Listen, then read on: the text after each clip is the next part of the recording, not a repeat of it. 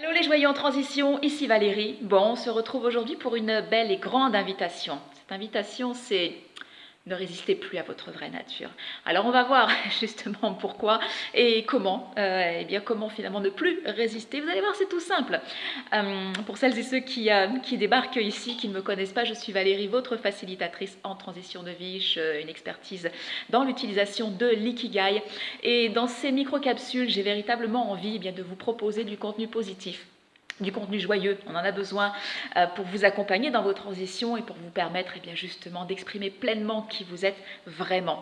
Alors votre vraie nature, on arrête d'y résister. Et vous savez, dans toutes ces vidéos, je vous partage ce que je vous dis à vous, je me le dis à moi. Et quand j'ai un sujet à vous partager, croyez bien que c'est parce que je viens de traverser quelque chose qui n'est pas forcément très confortable pour moi non plus. Vous savez qu'une transition de vie, c'est pas quelque chose qui se fait en mode on-off, c'est-à-dire voilà, je suis dans une vie qui me plaît moyennement ou que j'ai carrément en sainte horreur et tout d'un coup je décide d'avoir une vie de rêve, donc bouton on-off. Non, ça ne se passe pas du tout comme ça. C'est une succession de micro-changements et ça s'accompagne. Et je dirais que la vie, de toute façon, n'est que transition parce que de toute façon, s'il y a bien quelque chose qui est permanent, c'est le changement. Alors évidemment, l'avantage, c'est qu'après, quand on se connaît parfaitement, qu'on connaît notre destination, eh bien, il est plus facile de choisir une direction appropriée. On va revenir au sujet du jour, qui est de ne plus résister à votre vraie nature. Pourquoi ? Parce que, de toute façon, vous connaissez cette expression qui dit chasser le naturel et il revient toujours au galop. Alors, c'est vrai pour tous nos mauvais traits de caractère, si toutefois il y aurait des mauvais traits de caractère, mais c'est aussi très vrai pour tout ce que nous sommes fondamentalement et sur lequel nous avons mis un couvercle parce que voilà, on attendait autre chose de nous, parce que la société attendait autre chose de nous, parce que on a peur de se confronter, on va dire, au jugement, au regard des autres, parce que voilà, dans notre société, on va dire que le déroulé, on va dire, normal, entre guillemets, d'une vie, c'est comme ça, et que quand on commence à sortir des autoroutes, quand on commence à aller explorer les petits sentiers, on passe pour un atypique, et c'est pas toujours bien vu. Bon, justement, chasser le naturel, il revient au triple galop.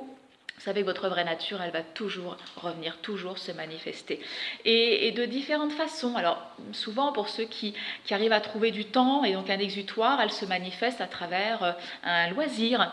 C'est pour ça que vous avez une activité professionnelle alimentaire et puis ce que vous avez de plus précieux, c'est-à-dire votre don, votre talent, qui pourrait être une superbe contribution au monde. Et vous ne le savez peut-être pas actuellement, l'ikigai permet de comprendre comment vous pouvez mettre votre don, vos talents justement au service du monde. Eh bien, ces dons et ces talents, vous les gardez rien que pour vous. Je dis, mais qu'est-ce que c'est égoïste ? Bon, je ne veux pas vous faire culpabiliser, non, je ne voudrais pas appuyer sur le bouton de la culpabilité. Ce serait vraiment malvenu de ma part. Mais en fait, c'est quand vous n'utilisez pas ce don et ce talent, que vous ne l'offrez pas au monde, eh bien finalement, vous ne contribuez pas à changer le monde. Et vous êtes, voilà, vous mettez l'essence de tout ce que vous êtes au service de quelque chose qui nourrit un système finalement qui ne fait de bien à personne. Alors essayez d'imaginer un seul instant, si tout le monde avait une activité professionnelle ou même ne serait-ce que des activités du quotidien, on ne passe pas notre vie à bosser, on y passe beaucoup de temps, c'est pour ça que c'est intéressant d'y réfléchir, mais si tout le monde dans ce monde était à une place où ce qu'il faisait en tout temps, ça le mettait mais dans une joie juste extraordinaire, et si en plus ça pouvait aider d'autres gens, donc en échange de cela, il pourrait être payé. Bah oui, parce qu'on est quand même dans un monde où l'argent fait partie de notre réalité. On travaille, voilà, travailler pour payer ses factures, il y a quand même des choses qui sont plus enthousiasmantes, mais gagner de l'argent en faisant ce que l'on aime, pour en effet payer nos factures parce qu'elles sont là, elles sont existantes, je vous dis, l'argent fait partie de notre réalité, c'est quand même pas la même vibration.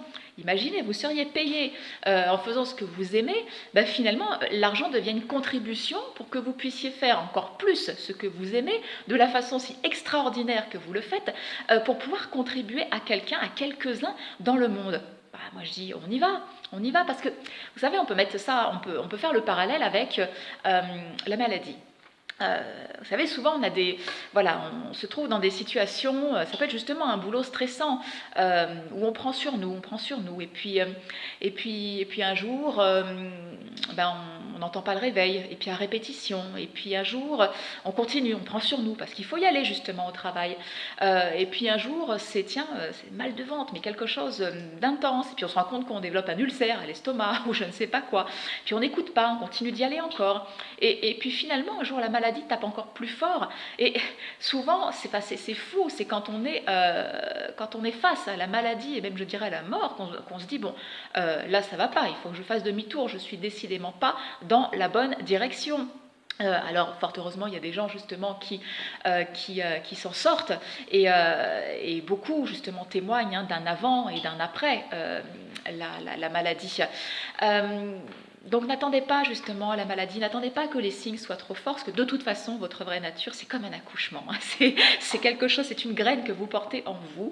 Elle ne demande qu'à germer, elle ne demande qu'à pousser, elle ne demande qu'à donner des fruits. Et vous savez, quand on porte un bébé, alors évidemment, si vous êtes une femme, si vous êtes maman, vous savez de quoi je parle, quand la graine a été semée, au bout d'un moment, ça doit sortir. Et si vous résistez, eh bien, ça va juste être un peu douloureux.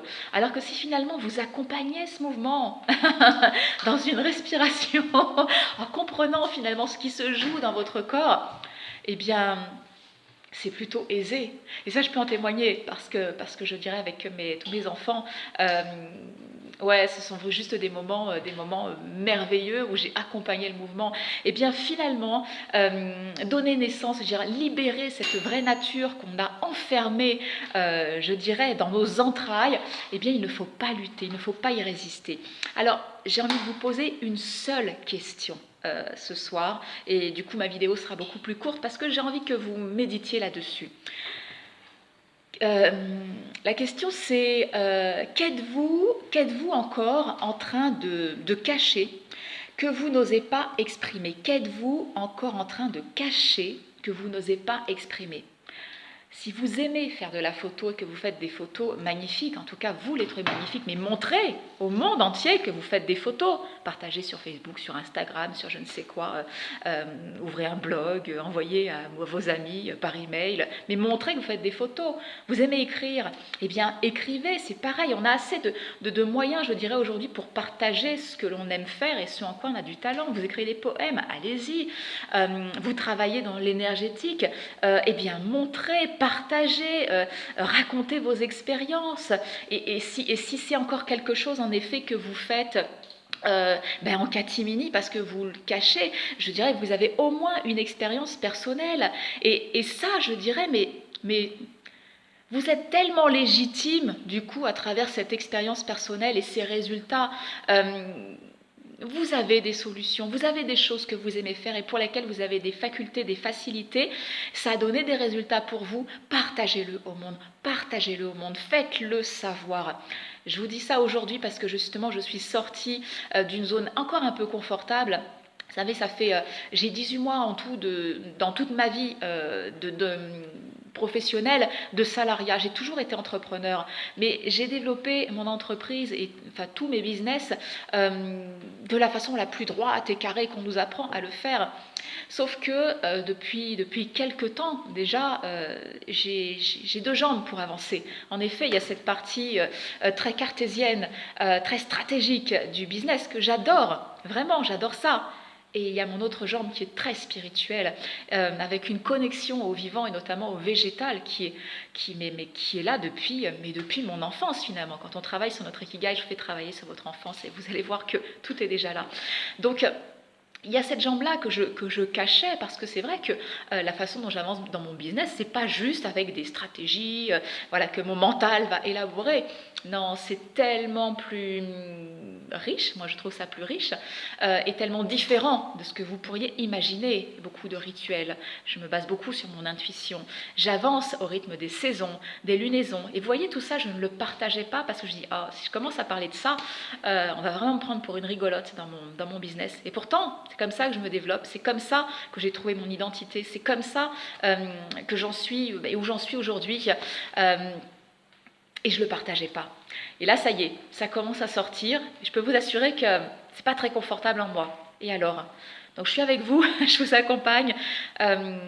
N'ayons pas peur finalement du regard des autres, parce que de toute façon, oui, ça plaira à certaines personnes, donc d'autres vont arriver.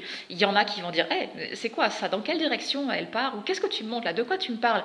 Ils vont s'éloigner, mais en tout cas, une chose est sûre, c'est qu'en étant dans l'expression de notre vraie nature, on attire les bonnes personnes à nous.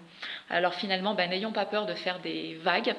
À l'horizon, la mer est toujours calme de toute façon. Je vous embrasse et réfléchissez à ce que vous cachez encore. Il est temps de le montrer.